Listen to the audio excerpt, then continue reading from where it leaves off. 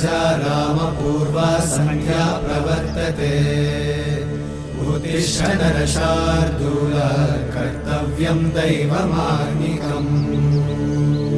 कौसल्या सुप्रजा रामपूर्वा सन्ध्या प्रवर्तते उत्तिष्ठ नरशार्दूल कर्तव्यं दैवमान्निकम् उत्तिष्ठोत्तिष्ठ गोविन्द उत्तिष्ठ गरुडध्वज उत्तिष्ठ कमलाकान्त त्रैलोक्यं मङ्गलं कुरु उत्तिष्ठोत्तिष्ठ गोविन्द उत्तिष्ठ गरुडध्वज उत्तिष्ठ कमलाकान्त त्रैलोक्यं मङ्गलं कुरु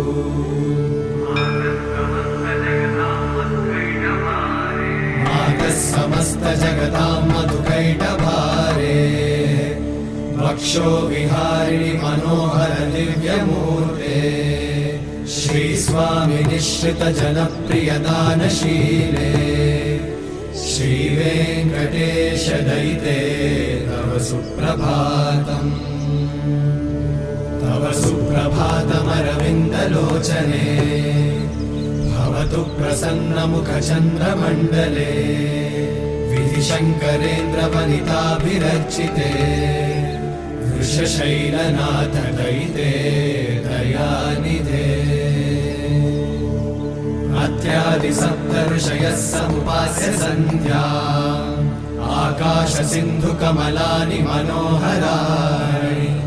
आदाय पादयुगमर्चयितुं प्रपन्ना शेषाद्रिशेखर विभो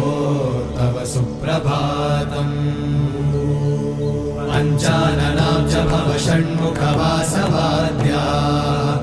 त्रैविक्रमादिचरितं विबुधास्तुवन्ति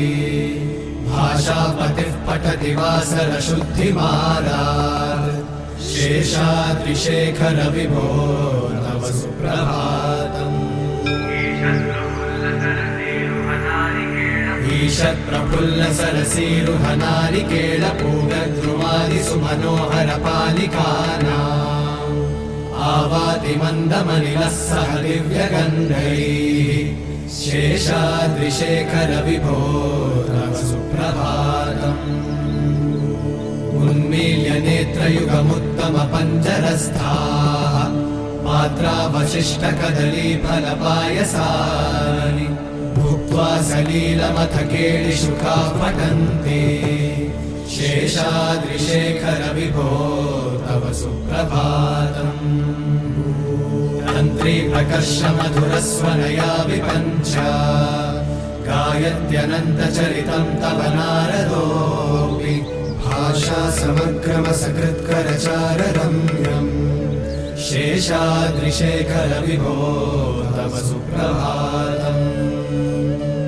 वृन्दावली च मकरन्दरसानुविद्ध झङ्कारगीतनिरदै सह सेवनाय निर्यात्युपान्त सरसी कमलोदरेभ्यः शेषाद्रिशेखर विभो तव सुप्रभातम् योषागणेन वरदन्नि विमध्यमाने घोषालयेषु दधिमन्थन तीव्रघोषाः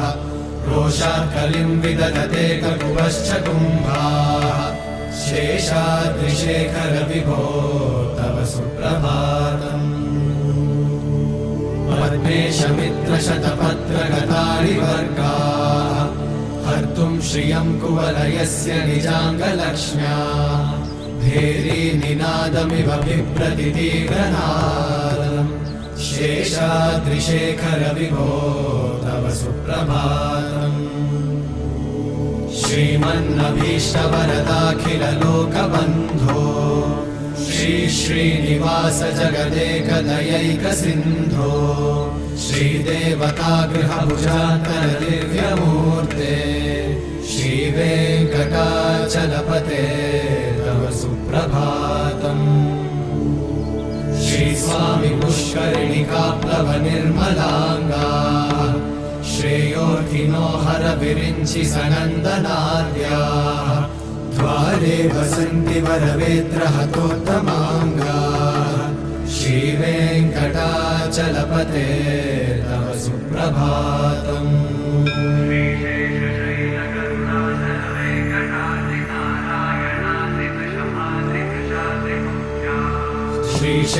श्रीशेषशैलगरुडाचल वेङ्कटाद्रि नारायणाद्रिवृषभाद्रिवृषाद्रिमुख्या आख्यां त्वदीयवसतेरनिशं वदन्ति श्रीवेङ्कटाचलपते तव सुप्रभातम् सेवा पराशिव सुरेश कृशानुधर्म रक्षोऽम्बुनाथ पवमानधनाधिनाथा अर्धाञ्जलि प्रविलसन्निज शीर्षदेशाः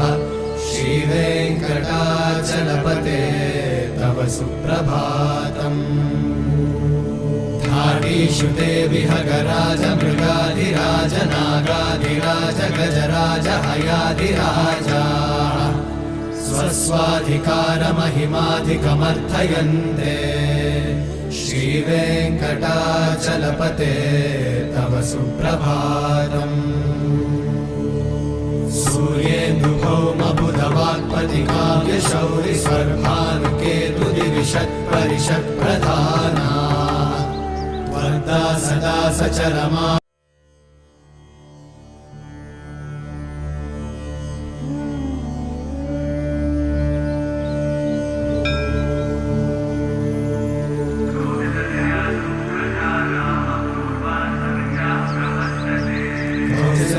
सुप्रजा रामपूर्वा सन्ध्या प्रवर्तते उत्तिष्ठ नरशार्दूल कर्तव्यं दैवमाह्निकम् कौसल्या सुप्रजा रामपूर्वा सन्ध्या प्रवर्तते उत्तिष्ठ नरशार्दूल कर्तव्यं दैवमाह्निकम् उत्तिष्ठोत्तिष्ठ गोविन्द उत्तिष्ठ गरुडध्वज उत्तिष्ठ कमलाकान्त त्रैलोक्यं मङ्गलं कुरु उत्तिष्ठोत्तिष्ठ गोविन्द उत्तिष्ठ गरुडध्वज उत्तिष्ठ कमलाकान्त त्रैलोक्यं मङ्गलं कुरु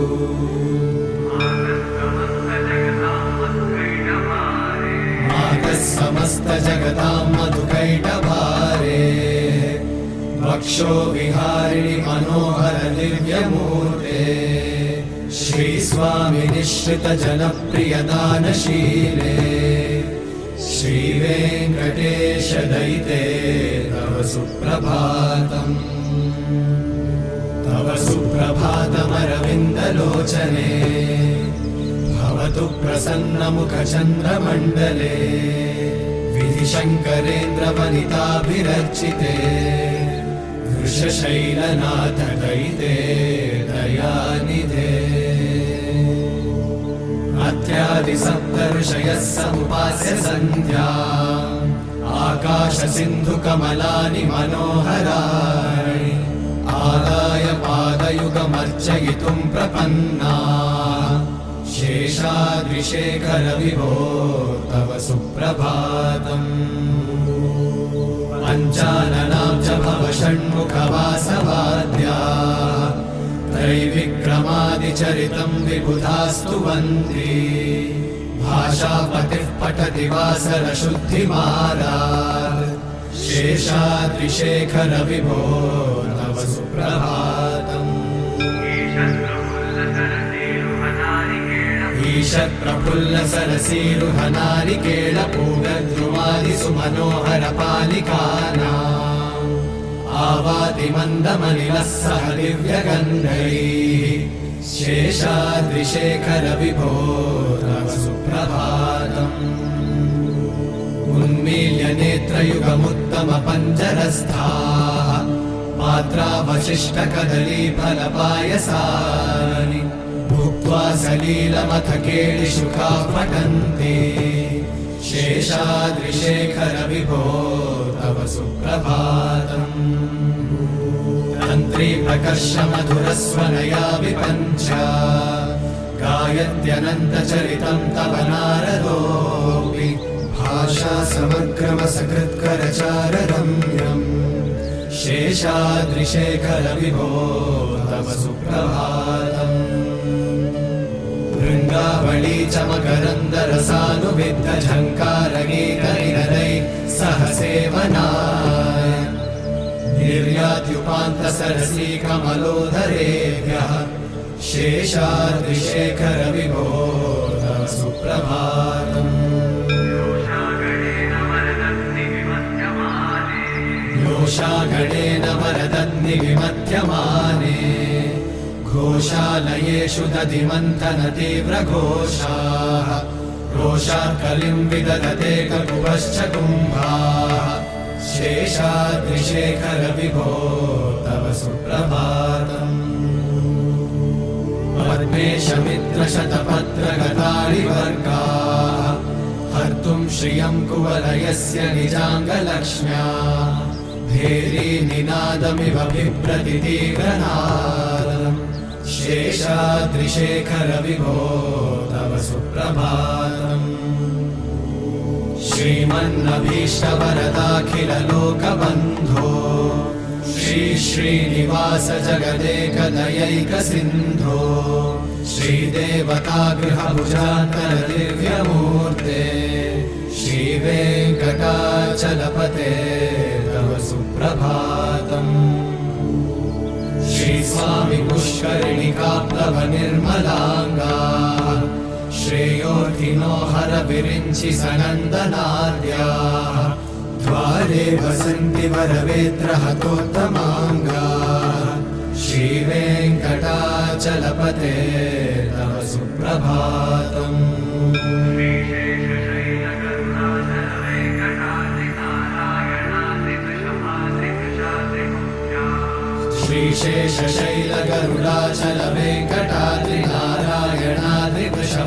श्रीशेषशैलगरुडाचलवेङ्कटाद्रिनारायणाद्रिवृषभाद्रिवृषाद्रिमुख्या आख्यां त्वदीयवसतेरनिशं वदन्ति श्रीवेङ्कटाचलपते तव सुप्रभातम् सेवापरा शिव सुरेश कृशानुधर्मरक्षोऽम्बुनाथ पवमानधनाधिनाथा अर्धाञ्जलिं प्रविलसन्निज शीर्षदेशाः श्रीवेङ्कटाचलपते तव सुप्रभातम् धाडीषु ते विहगराज मृगाधिराज नागाधिराज गजराज हयाधिराजा स्वस्वाधिकारमहिमाधिकमर्थयन्ते श्रीवेङ्कटाचलपते तव सुप्रभातम् सूर्येन्दुभौमबुधवाक्पतिकाव्यशौरि स्वर्भानुकेतुदिविशत्परिषत्प्रधाना वर्धा सदा सचरमावधिदा सदा सा श्रीवेङ्कटाचलपते तव सुप्रभातम् त्वत्पादधूलिभरितस्फुरितोत्तमाङ्गाः स्वर्गापवर्गनिरपेक्षनिजान्तरङ्गाः कल्पागमाकलनयाकुलतां लभन्ते श्रीवेङ्कटाचलपते तव सुप्रभातम्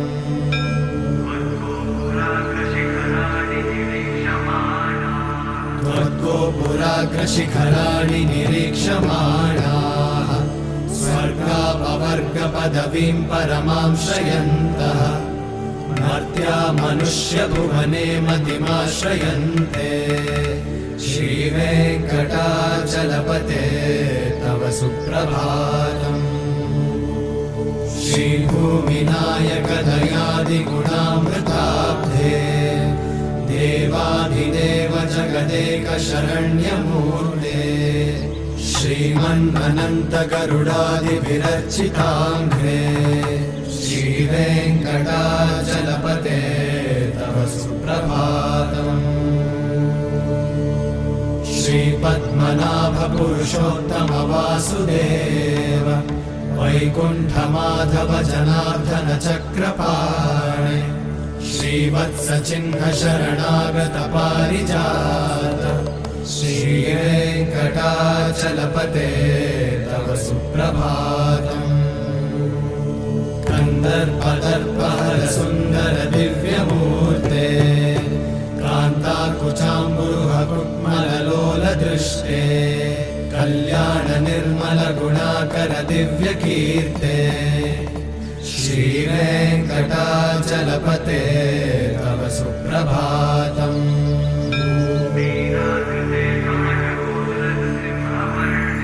मीनाकृते कमठकोलनृसिंहवर्णिन् स्वामिन् परश्वत तपोधन रामचन्द्र शेषांश रामयतु नन्दन कल्किरूपा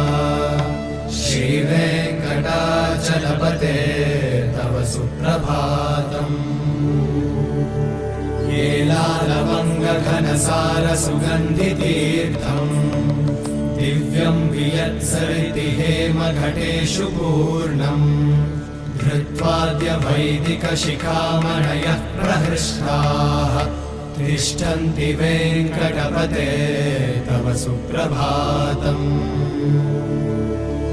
भास्वानुदेति विकचानि सरोरुहाणि सम्पूरयन्ति निनदैककुपो विहङ्गाः श्रीवैष्णवाः सततमर्थितमङ्गलास्ते धामाश्रयन्ति तव वेङ्कटसुप्रभातम् ब्रह्मादयः सुरवराः समहर्षयस्ते सन्तः सनन्दनमुखास्त्वतयोगिवर्याः धामान्तिके तव हि मङ्गलवस्तु हस्ताः श्रीवेङ्कटाचलपते तव सुप्रभातम्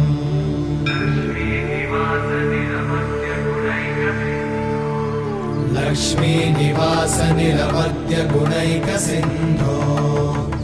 संसारसागर समुत्तरणैकसेतो वेदान्त वेद्य निज वैभव भक्त भोग्य श्रीवेङ्कटाचलपते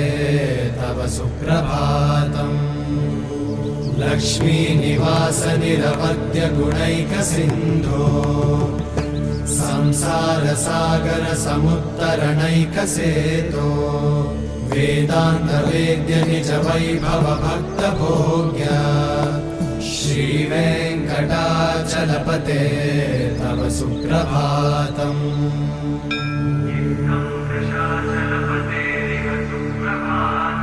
इत्थं वृषाचलपतेरिह सुप्रभातम् ये मानवाः प्रतिदिनं पठितुं प्रवृत्ताः तेषां प्रभातसमये स्मृतिरङ्गभाजां प्रज्ञां परार्थसुलभां परमां प्रसूते इत्थं वृषाचलपतेरिह सुप्रभातम् ये मानवाः प्रतिदिनं पठितुं प्रवृत्ताः तेषां प्रभातसमये स्मृतिरङ्गभाजां प्रज्ञां परार्थसुलभां परमां प्रसूते हरे कृष्ण कृष्ण कृष्ण हरे हरे हरे राम